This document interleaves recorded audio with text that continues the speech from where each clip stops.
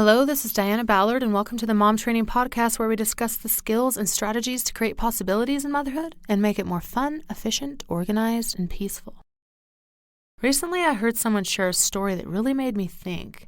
They had some visitors come to stay with them for a couple nights, some influential leaders in their community who were speaking at a large conference that weekend.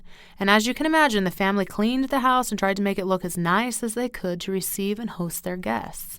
When the guests came, the man and his wife entered their home, and the first thing that they said to them was, "This is a happy home." Whatever feeling was in their house when they entered could be felt. The man telling this story then asked the people listening to think about their own home, go through each room and see, was my house a happy home?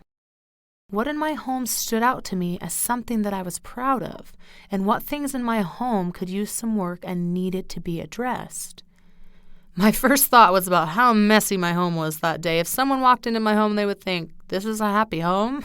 I had returned from a long trip that week, had kids that were recovering from being sick, laundry in piles, and had a ton of work to catch up on for being gone for 8 days. So my house had really suffered. So I thought about all the nooks and crannies and that really needed to be organized and stuff like that. But then I thought, okay, hold on. I need to look deeper. I was then reminded about the other things people would see as they entered my home.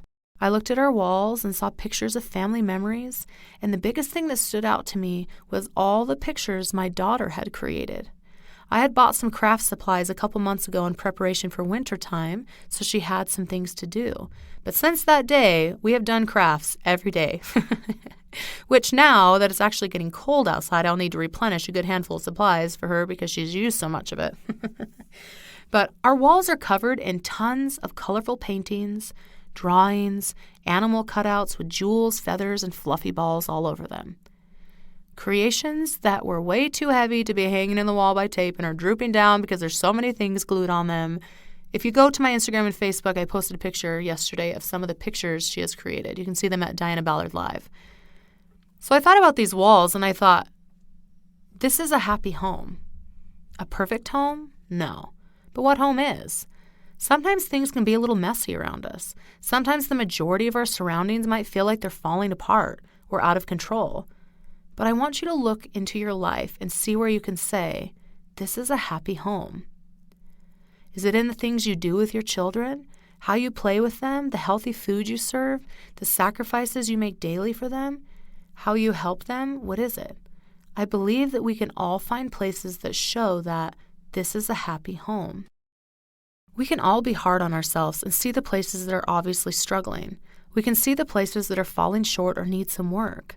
But I want you to step back and look at your house and see the places that make your home a happy home.